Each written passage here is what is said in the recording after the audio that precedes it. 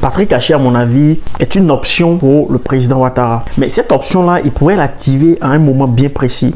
Nous sommes à 9 mois des élections présidentielles qui sont prévues en octobre 2025 en Côte d'Ivoire. Et le président Ouattara continue de faire planer une forme de mystère autour de sa candidature. Donc, on va décrypter tout ça dans cette vidéo. Il a parlé dans ses vœux récemment de 6 personnes d'une demi-douzaine. Donc, 6 personnes qui pourraient potentiellement se présenter au compte du RHDP. On va décrypter tout ça. Qui sont ces personnes?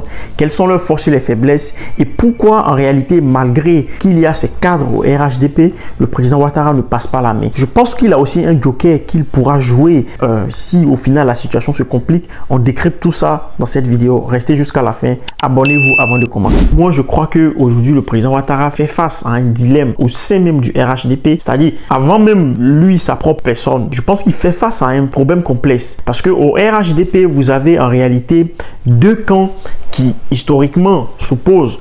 Vous avez le camp de ceux qui ont soutenu Fagon Coulibaly quand il a été désigné, en tout cas ceux qui ont poussé sa candidature, parce que quand il a été désigné candidat du RHDP, eh bien tous les cadres se sont mis derrière lui, ils avaient tous commencé à battre campagne derrière lui avant que malheureusement il ne décède. Donc ceux qui ont poussé cette candidature, ceux qui ont soutenu cette candidature, il y a le camp de ces personnes-là, on va détailler tout ça, et vous avez l'autre camp aussi, le camp du président de l'Assemblée nationale actuelle, donc Adama Togo. Donc, vous avez beaucoup de courants au sein même du RHDP qui s'affrontent. Et le président Ouattara, l'une de ses préoccupations aussi, à mon avis, c'est de laisser un parti politique, je pense, qui est son héritage quelque part, c'est de laisser ce parti politique-là solide, c'est de le laisser unifié. Et le risque d'implosion, il est grand, d'autant plus que c'est un parti qui a été formé à partir de plusieurs courants.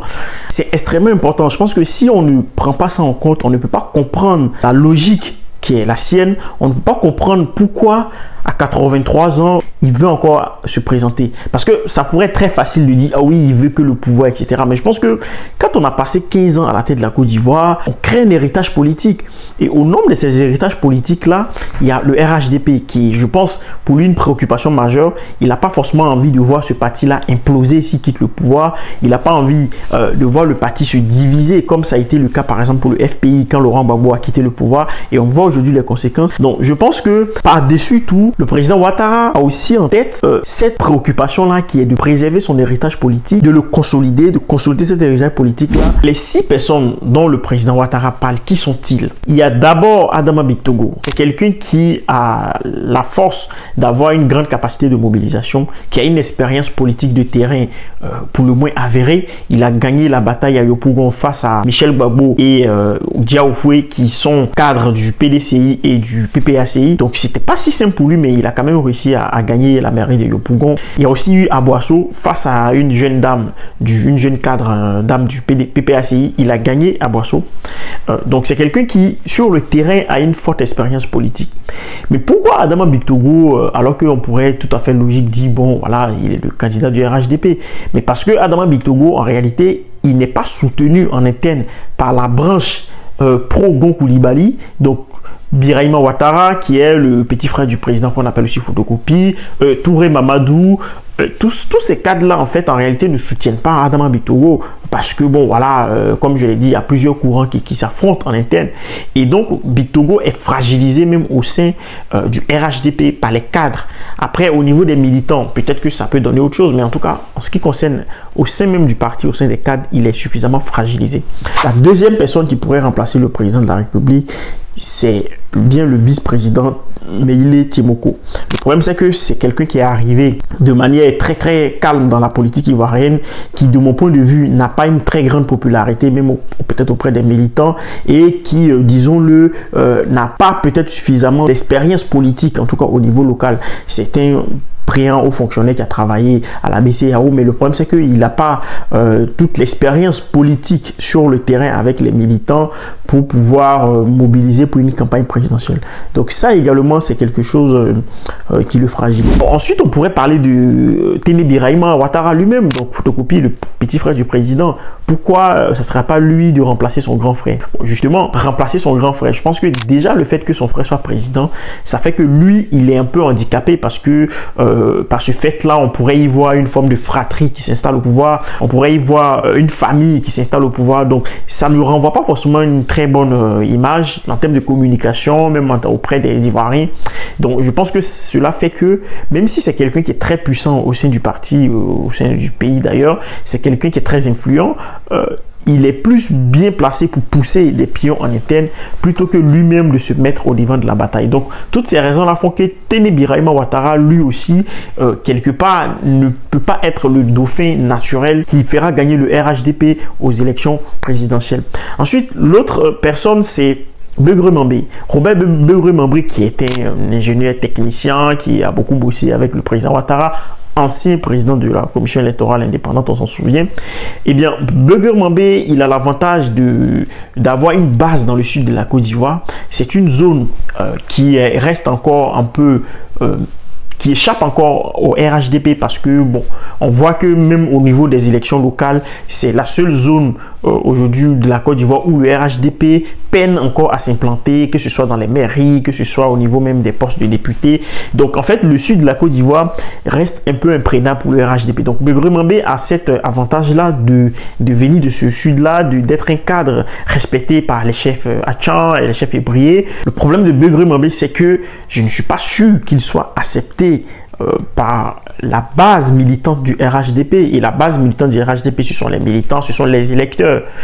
Pourquoi? Parce que, bon, il faut l'avouer, il faut l'assumer. Les partis politiques en Côte d'Ivoire ont des implantations qui sont avant tout régionales, qui sont avant tout locales, qui sont avant tout parfois même ethniques. On peut le regretter, mais le fait est comme ça. Donc, je ne suis pas sûr que, dans ce sens-là, Begré Mambé, même s'il est soutenu par les cadres, soit accepté par la base militante. Donc, cela fait que ça fragilise aussi sa position. Il y a aussi Touré Mamadou, donc, qui est le ministre de la Jeunesse depuis que le président Ouattara est au pouvoir. Touré Mamadou, il a l'avantage d'être jeune. Il s'est montré à plusieurs reprises très engagé au service du parti, très fidèle au président de la République et à Amadou Gon Coulibaly, feu Amadou Gon. Donc c'est quelqu'un qui pourrait a priori être un bon dauphin pour le président de la République. Mais le problème c'est que je ne suis pas sûr, encore une fois, et c'est là où l'équation est très compliquée pour le président Ouattara. Je ne suis pas sûr que Touré Mamadou soit accepté par les vieux cadres du RHDP. Donc, je parle de Kanja Kabara, je parle de Adama Tongara, je parle de toutes ces personnes-là qui y verront peut-être un affront, hein, qui y verront quelque part. Faut voir que chez nous, encore en Côte d'Ivoire, en fait, le droit d'aînesse, c'est quelque chose qui est encore très très respecté. Donc, je ne suis pas sûr que dans ce sens-là, le président Ouattara prenne le risque de mettre un jeune candidat devant tous ces vieux cadres que j'ai cités là. Ça pourrait mal passer auprès d'eux. Ensuite, il y a le joker. Moi, je vois que c'est un peu la carte, c'est la surprise du chef si on veut le voir. Il s'agit de Patrick Hachi. Pourquoi Patrick Hachi, c'est un profil intéressant pour le RHDP? Parce que d'abord, c'est quelqu'un qui vient du PDCI, donc qui a une base électorale importante au sein du vieux parti. Et aussi, c'est quelqu'un qui, de mon point de vue, en tout cas si on s'en tient à ce qu'on voit, est plutôt accepté par les cadres du parti. Et surtout, s'il est accepté par les cadres du parti, il pourrait aussi, s'il est bien soutenu par le président de la République, passer auprès des militants. Pourquoi? Parce que c'est quelqu'un qui est vu comme étant un haut fonctionnaire tout à fait serviable, c'est quelqu'un qui a servi la Côte d'Ivoire, c'est quelqu'un qui a une base régionale importante, il est président du conseil régional de la ME dans le sud-est de la Côte d'Ivoire. Donc, dans ce sens-là, Patrick Hachi, c'est un profil intéressant, et puis d'autant plus qu'il a une assise technique, j'ai envie de dire intellectuelle importante. C'est quelqu'un qui, on l'a vu récemment, notamment enseigné à Harvard. La carte de Patrick Hachi sera jouée à quel moment? Parce que Patrick Hachi, à mon avis, est une option pour le président Ouattara. Mais cette option-là, il pourrait l'activer à un moment bien précis.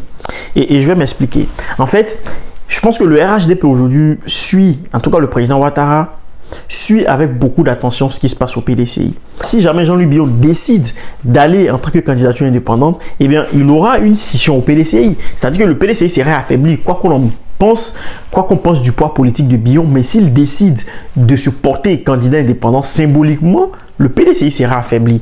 Donc, en ce moment précis, le président Ouattara pourrait jouer sur cette carte et mettre Patrick Hachi comme candidat du RHDP. Pourquoi? Et tout simplement parce que si le PDCI est affaibli, Patrick Achi qui vient du PDCI et donc qui a une base électorale solide dans le sud de la Côte d'Ivoire pourrait être tout à fait intéressant parce que, quoi qu'on dise, le RHDP déjà a une assise électorale dans la partie septentrionale du pays, donc ils sont déjà assurés de, en tout cas, remporter la majorité des voix dans cette zone-là. Donc ce qui va jouer quelque part, c'est l'Est, le Sud et l'Ouest. Donc je pense que le président Ouattara va jouer la carte de Patrick Achi en ce moment précis. Mais si le PDCI sort réuni de sa convention, solide de sa convention, eh bien, en ce moment, ça serait très compliqué en face pour le RHDP d'aligner une autre personne que le président Ouattara. Parce que comme je l'ai expliqué, au sein des cadres même, il y a des tensions, il y a des courants qui s'opposent et tout le monde ne fait pas l'unanimité. Et donc, si jamais le RHDP n'est pas solide, enfin, si jamais le PDCI sort de sa convention unifiée avec un bilan qui, on s'imagine, se rallie à Thiam, écoutez, en ce moment-là, la ferveur va monter au sein du PDCI. Le PDCI sera encore plus solide et renforcé. Et donc, le président Ouattara en face ne s'amusera pas à mettre un autre dauphin qui ne ferait pas le poids face à Thiam. La seule chose qui fera que le président Ouattara mettra quelqu'un face à Thiam, c'est si le PDCI sort divisé de sa convention. Et donc, toutes ces raisons-là, comme je viens de l'expliquer, font que, en réalité, la décision du président Ouattara d'être candidat ou pas, elle n'est pas si simple, elle n'est pas si évidente, parce qu'elle dépend encore de facteurs internes et externes qui, pour l'instant, ne sont pas encore déterminés. Merci à vous d'avoir suivi cette vidéo. On est désormais 4000 abonnés. N'hésitez pas à partager la vidéo. N'hésitez pas à soutenir la chaîne si vous pensez qu'on doit continuer à faire de telles vidéos. Et surtout, n'hésitez pas à laisser un like. On se retrouve très prochainement pour une nouvelle vidéo.